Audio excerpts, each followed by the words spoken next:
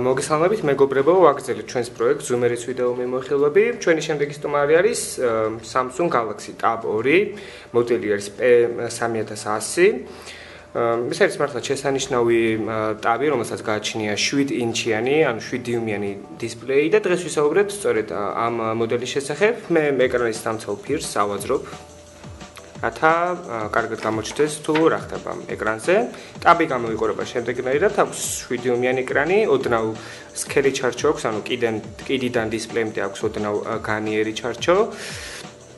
უკანა მხარე გამოიყურება შემდეგნაირად, აქ აქვს კამერა, აქ არის ჩამთავ-გამომრთავი ღილაკი, აქ არის ხვის ამწევი დამწევი ღილაკი, ზედა მხარეს არის 3.5 მმ-იანი ჯეკი. აქიდება სიმბარათი, შეგახსენებთ რომ აღნიშნული ტაბით შეგიძლიათ განახორციელოთ მზარები, ანუ ჩვეულებრივად მუშაობს სიმბარათის დახმარებით. აქ ხდება micro SD ტიპის ბარათის ჩადება, მას არ აქვს LED განათება. აქვს მეორე კამერა ვიდეო ზარებისთვის, ფიზიკური კლავიში, როგორც ასეთი, წინა მხარეს არ გააჩნია. აღნიშნული მოდელი გამოვიდა 2012 წელს, მასში თავსდება მინდი სიმბარათი, მისი წონა შედგენს 345 გრამს. რაც შეეხება ეკრანს, ეკრანი დამზადებული არის PLS LCD ტექნოლოგიებით. თავად ხედავთ როგორ გამოიყურება ეკრანი. ეკრანის გაფართოება შეადგენს 1024 პიქსელზე, ზომა როგორც უკვე აღნიშნეთ არის 7 დიუმი. შეგიძლიათ მაშინ მოათავსოთ 32 გიგაბაიტამდე მეხსიერების ბარათი, micro SD ტიპის მეხსიერების ბარათი. შიდა მეხსიერება აქვს 8 გიგაბაიტი, ასევე არსებობს 16 გიგაბაიტიანი ვერსიები, თუმცა ეს არის 8 გიგაბაიტიანი, ხოლო ოპერატიული მეხსიერება აქვს 1 გიგაბაიტის ტევადობით. აქვს 15 მეგაპიქსელიანი კამერა, რომელსაც შეუძლია გადაიღოს HD ვიდეოები. წინა კამერასაც შეეხება აქვს VGA გაფართოების. მასზე აყენია Android-ის 4.0 ვერსია, ანუ ეს არის Ice Cream Sandwich-ი, კერძოდ 4.03 და განახლდება 4.1.1 ვერსიაზე. მასზე აყენეს კი T-OMAP ის მიერ დამზადებული პროცესორი, 2 ბირთვიანი ტაქტიკური სიხშირით 1 GHz. ვიდეო წამკითხული არის PowerVR SGX 540. აქვს HTML5 ბრაუზერი, Adobe Flash-ის მხარდაჭერა, GPS-ი და 4000 მAh-იანი ბატარეა. თავად ხედავთ როგორ გამოიყურება აღნიშნული ტელეფონი ტაბის ინტერფეისი. თუ გადმოვატრიალებთ ჰორიზონტალურ რეჟიმში, იშლება იგი მთლიან ეკრანზე ჰორიზონტალურად და მე იმისთვის რომ გამოჩნდეს კარგად თუ რა ხდება ეკრანზე, იმუშავებ ჰორიზონტალურ მდგომარეობაში. თავად ხედავთ რომ აქ არის phone, აქედან ხდება მზარების განხორციელება. აქ არის შემამოვლი გამოვლი მზარები, აქ არის საყვარელი კონტაქტები, აქ არის კონტაქტები. დაუბრუნდეთ უკან. აქ არის სენსორული ღილაკი, ეს არის უკან დაბრუნება, ეს არის home, ანუ სადაც არ ნავიყოთ, ბრუნდებით თავარ გვერდზე. აქ არის task manager-ი და recent apps, ანუ ახალხანს გაშვებული აპლიკაციები, რომელიც ესე შეგიძლიათ წაშალოთ, გააქროთ სიიდან.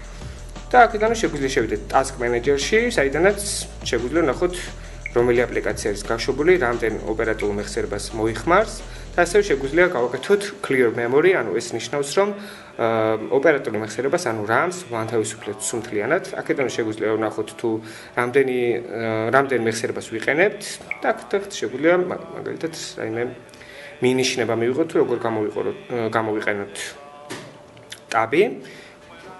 აქ თუ დავაწვევით, ამოდის ესეთი სწრაფი მენიუ, საიდანაც შეგვიძლია შევიდეთ მაღვიძარაში, კალკულატორში, იმეილში, მესეჯებში, მუსიკალურ დამკვრელში და ტელეფონის ფუნქციაში შევიდეთ მესეჯებში. გავშალოთ იგი მთლიან ეკრანზე და ნახოთ თუ როგორ გამოიყურება ტელეფონის ტაბის კლავიატურა. ტაბის კლავიატურა ჰორიზონტალურ რეჟიმში გამოიყურება შემდეგნაირად, ანუ ამასზე თავისუფლად შეიძლება ბეჭდვა. ხოლო თუ გადმოვატრიალებთ ვერტიკალურ რეჟიმში, თავად ხედავთ რომ ეკრანის ნახევრის ოდნავ ცოტა ადგილს იკავებს კლავიატურა, თუმცა მასზე უპრობლემოდ იკრიფება ნებისმიერი ტექსტი. მაგალითად, ვიყიდოთ რაიმე ტექსტი. მართლაც შესანიშნავად იკრიფება. დავბრუნდეთ უკან. ვერტიკალურ რეჟიმში ვნახოთ როგორ გამოიყურება ინტერფეისი. თუ ცარიელ ადგილზე დიდხანს დავუწვევით, გამოდის მენიუ, საიდანაც შეგვიძლია დავამატოთ ახალი გვერდი, ასევე შეგვიძლია შევცვალოთ უკანა ფონი და ასე შემდეგ. ზევითა მხარეს კი არის აპლიკაციების მენიუ. აპლიკაციების მენიუ გამოიყურება შემდეგნაირად. აქ არის კალკულატორი, კამერა, ჩავთვით კამერა. კამერა გამოიყურება შემდეგნაირად. აქ არის უამრავი ფუნქციები იმისთვის, რომ თქვენთვის ასურველი ფოტო გადაიღოთ. ხელის ერთი ჩამოსმით გადავდივართ ვიდეოს გადაღების რეჟიმში. თავად ხედავთ, როგორ შეიძლება ვიდეოს გადაღება აღნიშნული ტაბის დახმარებით. ვუბრუნდეთ უკან. აქ არის ჩეთონ, ანუ ეს არის საჩეთაო, ესე ვთქვათ, აპლიკაცია, აქ არის კონტაქტები, გადამოწერილი აპლიკაციები და ფაილები, იმეილი, აქვე არის გალერეა, მე შევალ გალერეაში თუ და თუ რამე ფოტო მოიპოვება მასში, აუცილებლად დავთვალიერებ. თავად ხედავთ, როგორ გამოიყურება ფოტოები აღნიშნულ ტაბლეტზე. საკმაოდ ნორმალური ფერები აქვს, შეიძლება ითქვას. თავისუფლად მუშაობს multi-touch-ი შეფერხების გარეშე, როდესაც ვათვალიერებთ. რა თქმა უნდა, მას არ აქვს საუკეთესო ფერები, თუმცა მე პირადად შეიძლება ითქვას, რომ საკმაოდ კმაყოფილი ვარ. აქ არის ვიდეო, შეგვიძლია ჩავთოთ.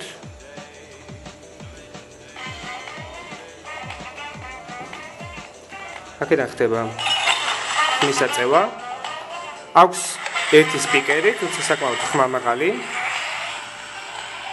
შეგვიძლია თავისუფლად გადავახვიოთ. ვიდეოს ხარისხი მართლა შესანიშნავი არის, ანუ ამ აღნიშნულ ტაბლეტზე თავისუფლად შეგიძლიათ უყუროთ მაღალი გაფართოების ვიდეოებს, ფილმებს, როგორც YouTube-ზე, ასევე მუსიკალური დამკვრელით, რაც მე ძალიან მომწონს ნამდვილად. დავბრუნდები ისე უკან და ვნახავ თუ რაიმე დაგვრჩა ესეთი მოსანახულებელი, ანუ აქ არის ეს კი Google-ის რუქები. ნავიგაცია, ფოტოების ფოტო ედიტორ, ანუ აქედან შეგიძლიათ დაამუშავოთ ფოტოები. Play Store, ანუ აქედან ხდება აპლიკაციების და თამაშების გადმოწერა, პარამეტრები. პარამეტრების მენიუ გამოიყურება შემდეგნაირად. თუ გადმოვაწერებთ ვერტიკალურ რეჟიმში, არის შემდეგნაირად. მე დავუკავშირდები უკაბელო ქსელს, რათა გავტესტოთ აღნიშნული ტაბის აღნიშნული ტაბის ინტერნეტ ბრაუზერი, მე დროებით მოვაცილებ ეკრანს. რათა შევიყვანო უკაბელო ქსელის პაროლი. უკაბელო ქსელს უკვე დაუკავშირდით. თქვენ თუ შეამჩნევდით, არ ვიცი თუ ჩანს ახლა აღნიშნულ ვიდეოში, ოდნავ ჩამოქებული არის ეკრანი, მაგრამ ეს არ არის პრობლემა, ვინაიდან ეხა აყენია ავტომატურ განათებაზე, ანუ გარემოს მიხედვით შეუძლია აღნიშნულ ტაბს შევცვალოთ ეკრანის განათება. ჩვენ შეგვიძლია მაქსიმალური განათებაზე გადავიყვანოთ და ითავად ხედავთ, რომ მაქსიმალურ განათებაზე ეკრანი არის საკმაოდ განათებული, ჩვენივად ჩანს ყველაფერი. ასევე აქ არის შესანიშნავი ვიჯეტები, აქ არის ამინდის ვიჯეტი, აქ არის Game Hub, აქ არის მუსიკალური დამკვრელი, რომელიც შეგვიძლია შევიდეთ და ვნახოთ როგორ გამოიყურება. შემდეგნაირად გამოიყურება მუსიკალური დამკვრელი, საიდანაც შეგვიძლია მოვუსვენოთ მუსიკას, შევქმნათ პლეილისტები, მოვუსვენოთ მუსიკას ალბომის მიხედვით, შემსრულებლის მიხედვით, ჟანრის მიხედვით. ფოლდერების მიხედვით, კომპოზიტორების მიხედვით და წლების მიხედვით. აქედან უბრუნდებით Now Playing Mode, საიდანაც თუ იქნება ჩაწერილი, შეგიძლიათ ნახოთ შემსრულებლის ალბომი. მართლა შესანიშნავი რამ არის. აქ შეგვიძლია equalizer-ით შევცვალოთ ჩვენი სურვილის მიხედვით, როგორც ჩვენ მოგწონს, ასე ვთქვათ, და როგორც უხდებათ კონკრეტულ მუსიკას. მუსიკალური დამკვრელი მართლა შესანიშნავი არის და ამასობაში ჩვენ მივიდივართ ინტერნეტ ბრაუზერთან და ტესტავთ მას, გადმოვიყვანე ჰორიზონტალურ რეჟიმში. შეგახსენებთ, რომ აღნიშნულ ტელეფონზე შეგიძლიათ დააყენოთ Google Chrome, რომელიც არის საკმაოდ სწრაფი ბრაუზერი. თავად ხედავთ, როგორ გამოიყურება ინტერნეტ ბრაუზერი, აქედან შეგიძლიათ დაამატოთ ან წაშალოთ ტაბები, ანუ ძალიან გავს ეს სტანდარტული დესკტოპის ინტერნეტ ბრაუზერს.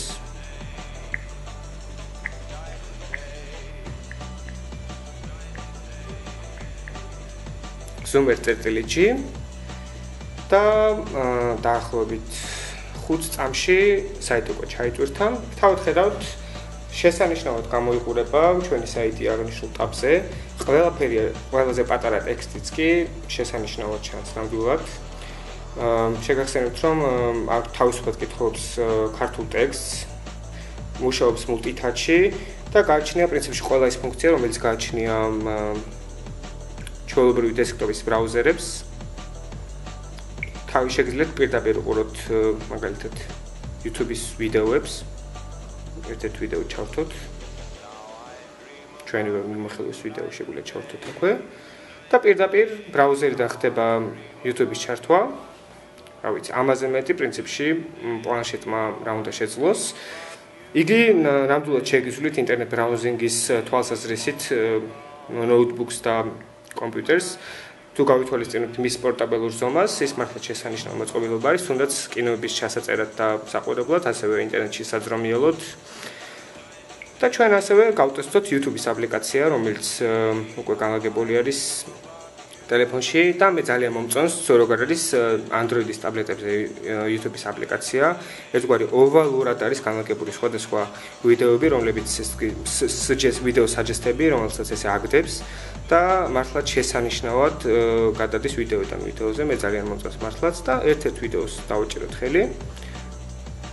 ეგულა ჩავთოთ და გავშალოთ მთლიან ეკრანზე. Hello everyone. I have to say that despite those unimaginably horrible მართლაც შესანიშნავი ვიდეო არის სიმსვანების სერიალიდან. და დაბრუნდები უკან.